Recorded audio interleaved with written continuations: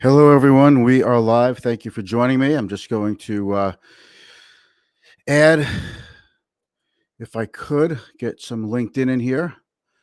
Okay. It's a little something that I have to do the way the live streaming works. Okay, we're back. Thank you so much for joining me. My name is Mitch Goldberg. You're watching my live stream. It's called Be the Boss of Your Money because I want you to be the boss of your money, not your money to be the boss of you. And I take this very seriously. And I hope you take it for a joyride. How about that? I don't want to take it too serious. I want this to be fun. Yesterday, we spoke about investing in pot stocks. So when I say take it seriously, you could be like, pot stocks? Yeah, well, that's a serious thing because we are all on the hunt for a new emerging market that offers tremendous upside potential. So we spoke about pot stocks. So is it all smoke and mirrors? You see what I did there? You see that talking about pot stocks? I think somebody should come out with the Cheech and Chong portfolio. Oh, you say did it again. But seriously, today is Thursday when you're watching this. I do a market wrap up, but there's a couple of things I want to point out. A friend of mine asked me about Facebook. Should you sell Facebook? There's a few things going on with the regulatory issues. And we're going to take a quick look at DoorDash and Airbnb. We're going to do a quick market wrap and some random thoughts about working with senior citizens. In particular, if your parents have an issue like cognitive issues or something, in that range when they're much older, I've got some advice for you that I want to pass along because I've often said I have seen every situation. I know what you're going to go through in life, and I'm not saying I know every little detail that happens to you over the next 20, 30 years, but I pretty much know based on experience the issues you're facing, the challenges that are ahead of you. And as a result, I help you prepare for those challenges. It's all going on in the background. And then we move it into the our process and we adjust, we move along and we adjust. Okay. So let's just roll the quick intro, quick little video intro with my disclaimers, and then we're going to dive into some really important things today. So here goes.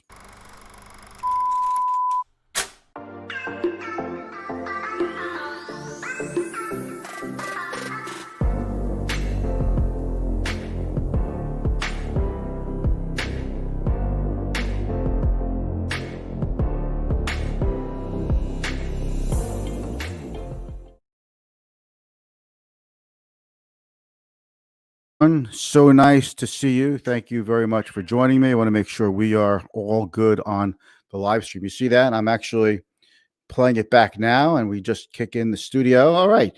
That is so much better. I don't know what the deal is, but the last 2 days, the live streaming technology has not been that great. And normally it works flawlessly. So I have to maybe put a call in to the service provider I use. I don't think it's the internet service provider, but we'll have to check that also. These are all the little technical things that go on when you live stream. I've got 4 lights on me. I've got a background. I've got the mic. I've got the headset. And then you have to make it all work together. And then you have to live stream and pick the platform. So I'm streaming to two locations on Facebook, my personal Facebook page, my business Facebook page, LinkedIn, which is my main social media page, and YouTube. So you've got to make sure you're up to snuff with everything, and there's a lot going on. So when you see someone doing a live stream, give them a round of applause, okay? Because it takes a lot. There's a lot to monitor, a lot going on. And it's like, you don't realize it when you're talking with somebody, but then when you have lots of distractions and you're working the controls, making sure that the live stream is up and running, you start to lose you can lose your concentration, and you really have to focus on the audience because I want to make sure that you're getting value out of this and that you keep coming back. I realize there are a lot of you who watch my live stream. Sometimes you pop in for a few minutes, and I appreciate that. I don't expect anybody to just be able to drop everything every day at 4:30 to watch my live stream. I choose 4:30 because it's a time that I know I could live with consistently. I can be here every day at 4:30. 5 o'clock is a little too late to be consistent. Before 4 o'clock, it's, the market's open. It's business. I'm working. 4:30 is a good time for a market wrap, and that's why I do this at 4:30. And it just works for my lifestyle. But if you're watching this in the replay, then now you know why 4:30 is my time. I have a feeling most of you are watching this in the replay. So listen, I want to welcome you, all of you. Live stream replay makes no difference. If you have any questions, hit me in the comments below. I will see the comments. I will answer your questions. So you have any questions at all, I would love to answer them. The best content that I bring to you is actually from questions, because if someone has a question for me, there's a good chance that many of you are asking the same thing. And if you're not asking the same thing, there's a time when you could come up to asking the same thing. So it benefits all of us when you ask a question. I love it because it's the best part of the content. And then I get to really, show you my value. Who's out there? I see Steve is out there. Hey, Steve, thanks so much for joining me. You are here consistently. I really appreciate it. Plus, you are a really good friend and a really caring person. So everyone out there, thank you so much. I already see a comment out there. The most important person. Hi, Daddy. I love you. I got extra eyes in that. Hi, Daddy. I love you. I love you too, sweetie. Jesse, happy birthday. It is my daughter's 17th birthday today. So round of applause. Happy birthday, Jesse, 17. I can't believe my daughter is 17. I have like her baby pictures and little kid pictures sprinkled all over the place. So anyway, let's just talk about some random thoughts today. We'll get into this is going to be a really quick market wrap, and let's do the share screen, and you're going to like this. So we're still going back and forth with the teeter-totter between technology, large cap technology, work from home, stay at home, and the economically sensitive stocks. Remember, that's a big theme that we've been talking about, how we're going to have this continuous seesaw pattern. That's the international sign language for seesaw and the sound effect and everything. Okay. So that's the pattern of the large cap tech stocks versus economically sensitive stocks. So today the Dow is off a little bit. S&P was barely off, but the NASDAQ had a pretty decent day. So today was a day where the NASDAQ stocks, the technology work from home type stocks started to do better. And then everything started lower in the morning and worked their way higher. And the reason for that is because the stimulus that's being worked through Congress keeps hitting snags. And, it's December 10th. And I think another week, Congress goes on vacation. So we're really running out of time to get something done. So the idea is, why sell all your stocks if you're worried about a recession when you know that with the vaccines and stimulus, we have vaccines coming up, right? So if the vaccines are coming up, okay, there's some news on Disney. Disney touts 86.8 million Disney Plus subscribers. Wow. That is incredible. Almost 90 million subscribers for a brand new service. It's Disney, great name. Okay, so why sell something now if you know the COVID vaccine is coming out and we're going to be getting back to normal or near normal in a couple of months? The economy is going to really reopen. It would be nice if it could get some stimulus as a bridge the gap sort of thing to get through the next 4 or 5 or 6 months in the economy. But even if we don't, I don't really see a lot of downside for the stock market. For the economy, I do, but I think investors have made up their mind that they're willing to look through next April, May, and June, that the economy will be better. So why bother selling stocks now if you're going to have to buy them all back later? So that's that. Energy did have a pretty good day today. Financials had a good day. Technology and had a good day. These are the big ETFs that represent the 11 major sectors of U.S. Economy and the stock market. XLI was at the bottom. That is down, almost 1%. No great shakes. But the XLI is trading right near its 52-week high. So the fact that it backed off a little bit because people are worried about the economy, it's not too bad of a thing. Okay. It's just, there's still a rotation going on where money is coming out of tech and going into economically sensitive stocks, especially industrials. One day doesn't reverse that, but it's not going to look like from the lower left to the upper right. It's going to be, up a lot, very bumpy, volatile pattern.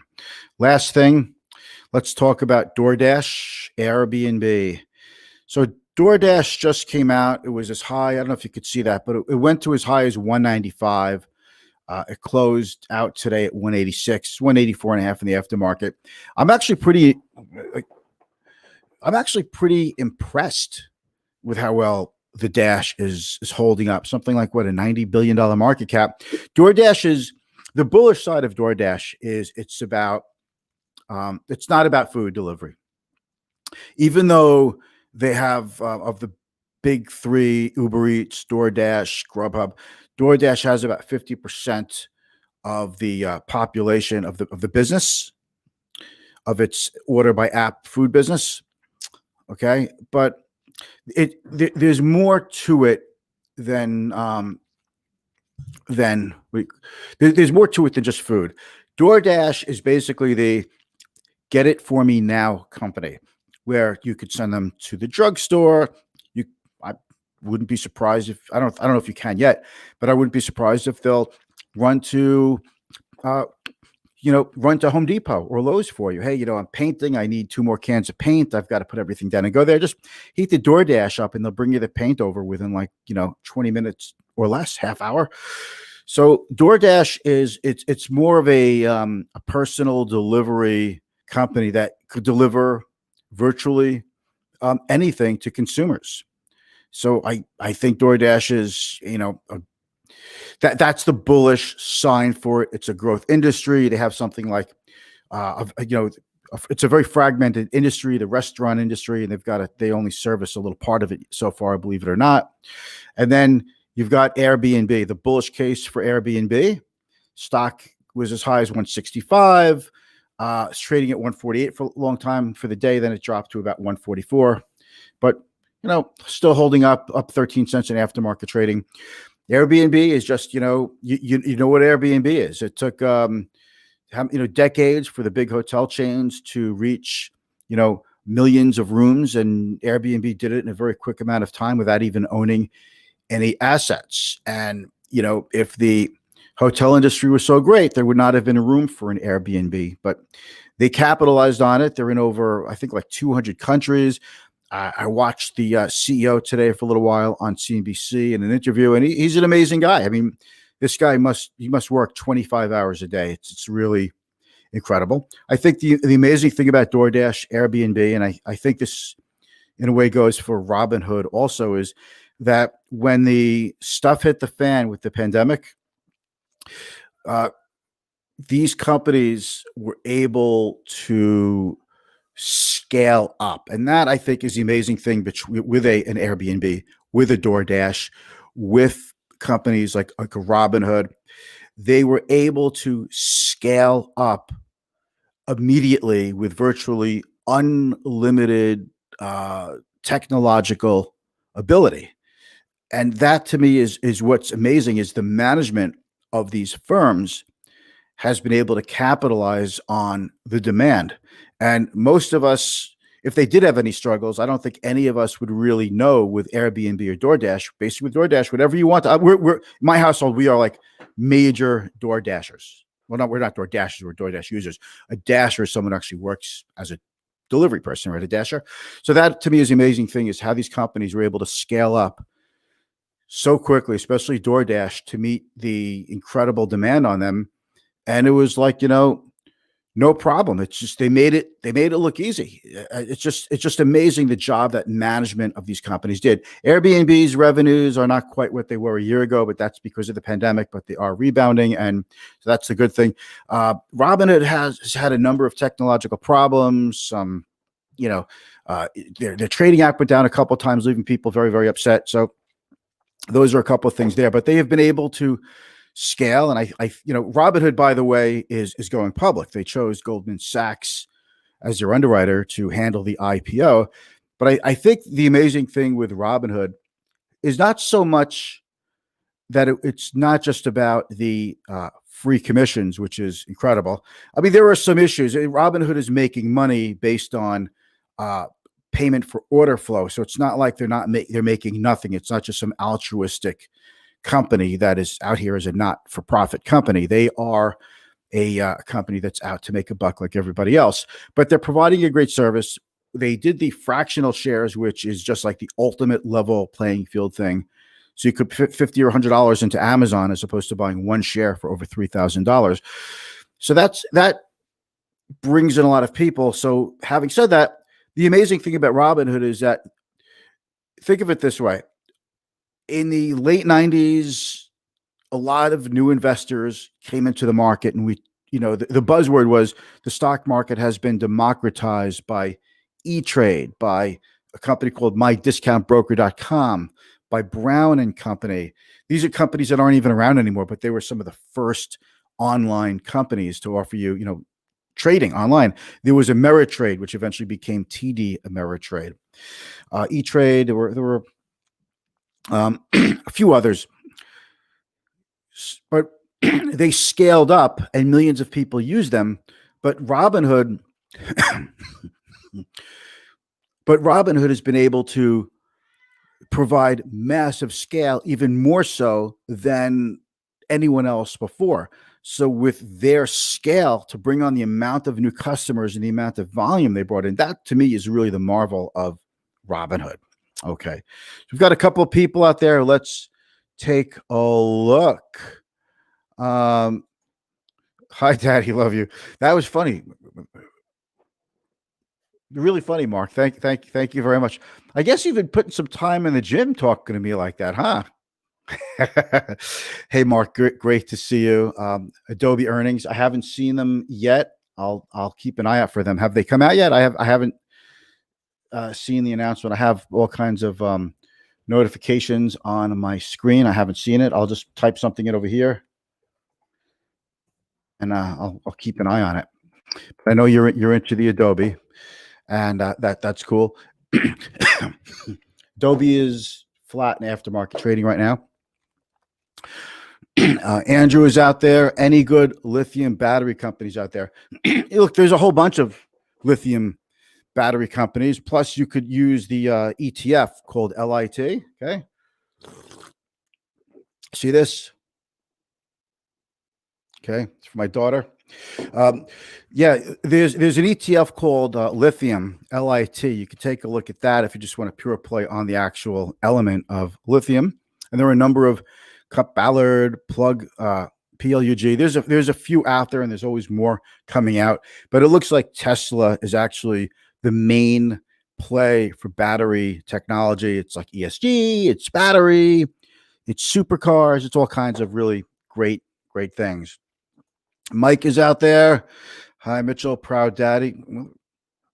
Yes, proud daddy, I am. Thank you very much, Michael. That's very sweet of you. Yes, I am a proud daddy. I have 3 wonderful children, beautiful wife, and life is good. Okay. Let's take a look.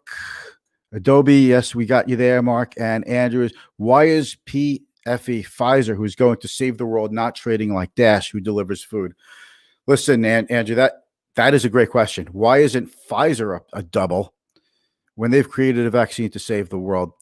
Andrew, I always like to say, if you're going to bet on a choice of 2 things, burritos, hot cars, music app, or life-saving drugs, things we need like toilet paper, I'll say bet on the burritos every time. Why? Okay, so there's a couple of reasons why Pfizer is not booming. Pfizer was about 38 when the announcement came out for the drug, and it went down to 36. Now it's like 41-ish last I checked, within the last hour. So why is it Pfizer going up like DoorDash and Airbnb when Pfizer creates a life-saving vaccine that could change the world? First of all, Pfizer's going to make maybe $30 per dose. And there should be probably 6 vaccines on the market over the next 4 to 8 weeks. In fact, when when Pfizer announced their drug, the whole stock market went up. Their positive results in their late phase 3 trials for the Pfizer COVID vaccine. Okay, it's an RNA vaccine. It's a new technology that speeds up the process of creating vaccines. The whole market went up. And then Moderna, a week later, announces their results. Incredible 94, 95% effectiveness. And then they all went down when AstraZeneca came out with theirs, because AstraZeneca is like $3 per dose. It's very easy to manufacture. It doesn't need freezing cold storage. It can last in a regular refrigerator 6 months, and it's just a regular refrigerator that you'd have in your kitchen. But when it was announced that their trial was a little messed up and they have to work on their trials more, it took that competitor off the market. And then Moderna shot up from like 95 to 150, and Pfizer went up from like 36 to 41. So those are the moves. I'm just giving you a little bit of background. But I think the reason that you're not seeing Pfizer go up is because they might do a few $1 billion in revenue on this drug. But for a giant like Pfizer, it's a few $1 billion, and it's a one-shot deal. So, and it doesn't really look like it's hugely profitable for them. So it's not as big of an impact for Pfizer as it is, let's say, on Moderna, who's a one-trick pony. Moderna was either they have the vaccine or they don't. If Pfizer didn't make the vaccine, they would have gone on just fine, paying their dividend, great company, with or without the vaccine. One of America's best, most well-respected pharmaceutical companies. So that's basically why. And now that you're going to see Johnson & Johnson come out with one, and others coming out, and the AstraZeneca will be back, their vaccine, I think there's going to be a glut of vaccines. Boy, that was a long answer. Sorry. Okay. So let's go on with Airbnb we spoke about. All right. I want to talk to you about Facebook. Should you sell Facebook? Because the FCC and 48 states are suing Facebook for monopolistic prowess or monopolistic behavior. And what that means is they're being anti-competitive, and they're not allowing other competitors to enter the market in social media.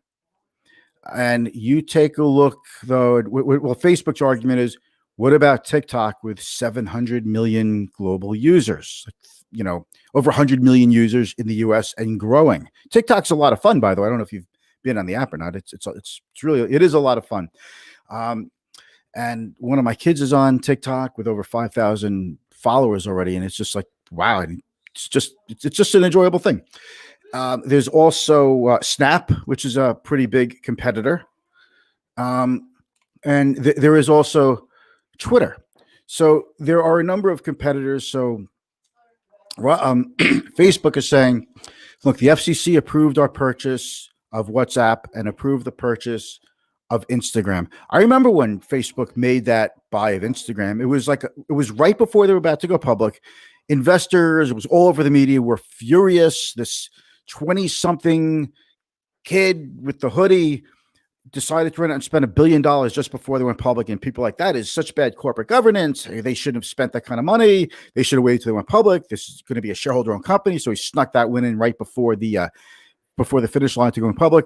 Turns out, though, that was probably like the second best $1 billion ever spent in corporate history. I mean, maybe the first best $1 billion ever, because look how big Instagram is for Facebook today.